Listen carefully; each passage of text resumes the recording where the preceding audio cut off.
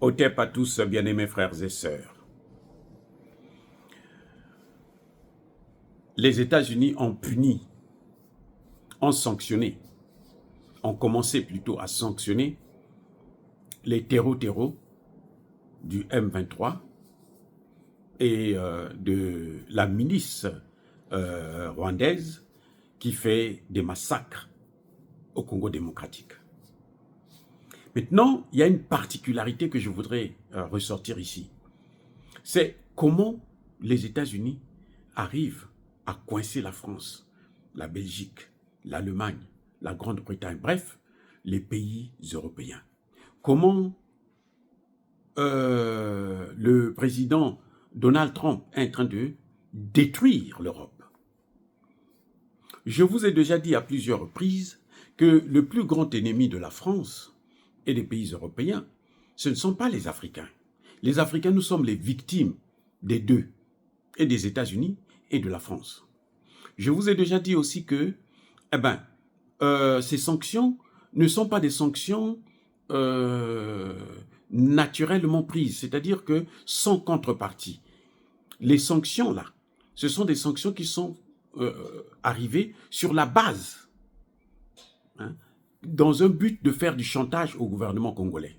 Pour dire au gouvernement congolais que si vous ne nous donnez pas ce que nous voulons, mais il y a encore le gros morceau qui est là, qui s'appelle Paul Kagame, qui va continuer à vous détruire. Il peut remplacer ces gens que nous avons punis et puis choisir d'autres. C'est vrai que ceux-là, ce sont ceux qui ont commencé. James Kabarege, par exemple, c'est celui qui a commencé avec la guerre en RDC. C'est l'organisateur, le chef d'orchestre, c'est l'architecte, c'est le coordinateur de toutes les opérations de criminalité qui se passent en RDC, causées par ces groupes rebelles terreau. Donc, ils punissent le milieu, ils punissent pas la tête. Parce que les sanctions devraient atteindre d'abord et avant tout Paul Kagame. Or, Paul Kagame n'est pas touché par ces sanctions pour l'instant.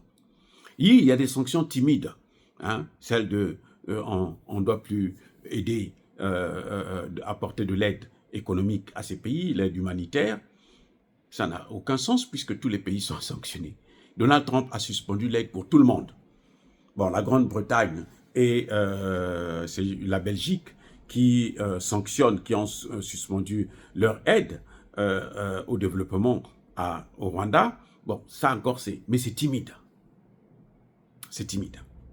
Mais ce que je voudrais ressortir ici, c'est comment les Américains sont en train de détruire l'Europe, à travers même le continent africain. Comment les Américains sont en train de chasser les Européens.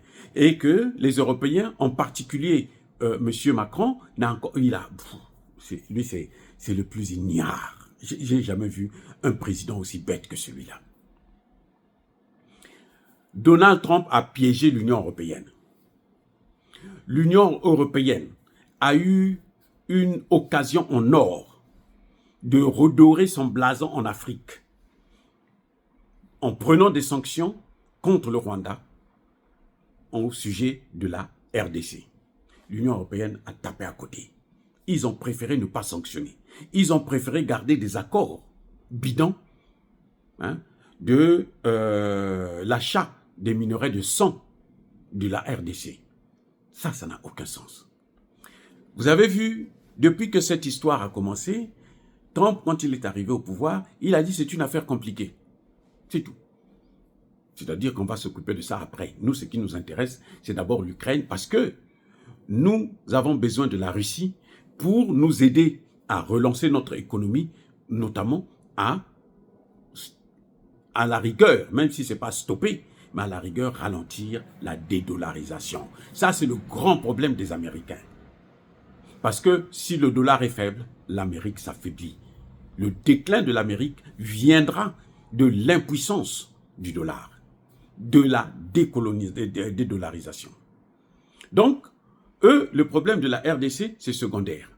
Ils ont laissé les Européens le gérer. Certainement qu'ils les ont piégés. Ils n'ont pas donné des directives. Prenez des sanctions ou ne prenez pas des sanctions. Ils ont laissé les Européens faire ce qu'ils veulent.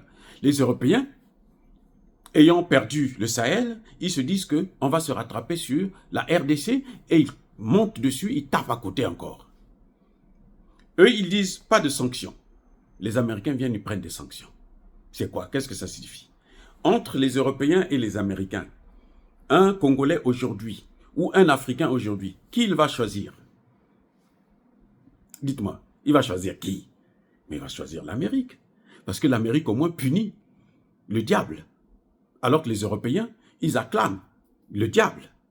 Vous voyez, c'est-à-dire que les Européens, c'est un monde en déclin. C'est-à-dire que c'est un empire qui va disparaître, ou qui est en train de disparaître déjà. L'Amérique, plutôt l'Europe, finira par disparaître. À défaut d'être disloqué, tout simplement, ça va disparaître. Parce qu'ils font trop de mal, et ils sont trop bêtes. Ils pensent que l'hégémonie qu'ils ont eue pendant l'esclavage et la colonisation doit continuer jusqu'à nos jours. C'est-à-dire que eux, ils pensent que eux, ils sont faits pour dominer notamment l'Afrique. Parce que la Chine, ils ne dominent pas la Chine, ne dominent pas la Russie. Et ils s'appuient sur l'Afrique, ils écrasent l'Afrique, ils font qu'écraser l'Afrique. Et ce sont les premiers à se moquer encore des Africains. Mais là, Donald Trump est en train de les détruire. Ce n'est pas nous qui les chassons. C'est Donald Trump qui les chasse. Parce que Donald Trump, ce qu'il fait, c'est qu'il prend le contre-pied des Européens. Il a laissé d'abord les Européens aller devant, ils se sont cassés la figure, maintenant lui vient avec la vraie solution. Qui dit mieux? Ils ont fait ça. Donald Trump l'a dit sur le cas de l'Ukraine. Les Européens ont dit, les Français et autres ont dit, non, mais vous partez négocier sans nous et tout, c'est pas normal que nous, on puisse pas être là. Vous savez ce que Donald Trump a dit? Il dit, mais écoutez, vous avez eu 3 ans pour négocier. Pourquoi vous n'avez pas négocié? Vous avez préféré la guerre, moi je préfère la paix, alors moi je négocie. Donc vous qui voulez la guerre, je n'ai pas besoin de vous à la table de négociation, puisque vous voulez la guerre. C'est là que Donald Trump a coincé les Européens. Aucun Européen sérieux ne peut reprocher à Donald Trump le fait qu'il ait écarté les Européens. Non. C'est le même cas avec la RDC. Ils ont eu, Donald Trump n'était pas là. Donald Trump les regardait. Ils ont bien dit, nous on ne sanctionne pas Paul Kagame. C'est notre type, il est très bon. C'est bon qu'il puisse massacrer les Congolais, les Africains. Nous sommes contents qu'il puisse ravager l'Afrique, qu'il puisse réduire le nombre d'habitants africains. Donald Trump dit non, moi je n'aime pas ça, moi. Moi je veux la paix. C'est pas pour autant que c'est un homme de paix. Mais là, il est en train de piéger les Européens, et il est en train de les tacler, il est en train de les détruire. Et vous savez pourquoi il le fait? Parce que si l'Europe monte, l'Amérique aura un premier concurrent qui est l'Europe. Puisque l'esprit qu'ils ont là, de dominer l'Afrique, mais c'est le même esprit qu'ils vont avoir vis-à-vis des États-Unis. Donc les États-Unis, eux, ils sont aussi ça dit qu'ils sont des visionnaires. C'est pas comme nous en Afrique où on voit la géopolitique qui est en train de changer. On n'est pas capable, on a peu de dirigeants. C'est dans le Sahel maintenant qu'on commence à voir des dirigeants qui voient loin. Mais sinon, même Tshisekedi, lui, n'a rien compris. C'est dommage de le dire, mais c'est la vérité. Il n'a rien compris. On lui avait déjà dit depuis longtemps, va chez les Russes. Les Russes n'auront pas une contrepartie. Les Chinois n'auront pas une contrepartie. Les Chinois, eux, ils sont là pour l'économie. Donc, tu leur donnes les matières premières de l'Est et tu leur dis, assurez-moi la sécurité. Et ils vont mettre la sécurité. Ils ont des drones, ils ont tout. Mais lui, il est accroché aux Occidentaux. Je ne sais pas quel est ce complexe qu'il a vis-à-vis des Occidentaux. Bref, je veux dire que Donald Trump a piégé les Européens, l'Union européenne et l'OTAN. Et vous avez vu, ils ont compris le piège que maintenant, la Belgique, après les sanctions de Donald Trump, sur 2 de ces gens, la Belgique et la Grande-Bretagne décident de suspendre l'aide au développement. Mais c'est trop tard. Et suspendre l'aide au développement, c'est pas suspendre. S'ils avaient par exemple dit que nous, comme Donald Trump a sanctionné l'adjoint de Paul Kagame, nous on va sanctionner Paul Kagame lui-même. Ah là, ce serait match nul. Vous voyez? Mais eux, ils vont vers les sanctions économiques. Les sanctions économiques ont des effets à long terme. Vous allez me dire que l'économie rwandaise est déjà par terre en ce net moment, et en difficulté, d'énormes difficultés, mais quand même, ça est toujours là. Donc, ce n'est pas la bonne voie. La bonne voie, c'est sanctionner les individus, les cerveaux penseurs, ceux qui mènent l'action. Donald Trump a sanctionné l'adjoint de Kagame, mais les Européens auraient dû sanctionner Kagame lui-même. Donc, vous voyez là, si nous avons un choix à faire entre les États-Unis et les pays européens, mais on va aller vers qui? On va aller vers les États-Unis. Vous voyez comment les États-Unis détruisent l'Europe. Parce que, et ils ont raison, c'est la géopolitique. Les États-Unis ne peuvent pas avoir une Europe forte.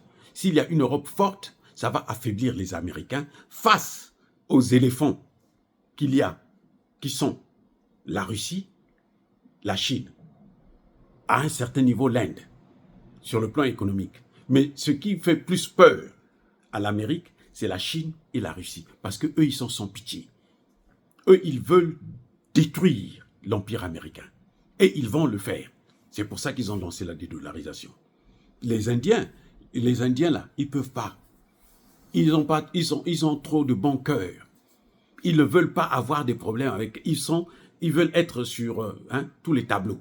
Mais ils ne peuvent pas non plus. Parce que ce monde-là, tu ne peux pas être neutre. Tu dois faire ton choix par rapport à tes intérêts.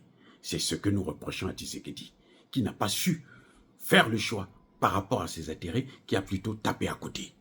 Les amis, soyez bénis, abondamment bénis par le Dieu des Kémites et par nos ancêtres angélisés. Mais que tous ceux qui persécutent le continent africain le pillent et le déstabilisent, qu'ils soient noirs, blancs, chinois, arabes, juifs, indiens ou qui qu'ils soient punis, maudits, foudroyés, neutralisés, écrasés, effacés par le Dieu des Kémites et par nos ancêtres angélisés. Vive l'Afrique éternelle, j'ai dit et j'assume.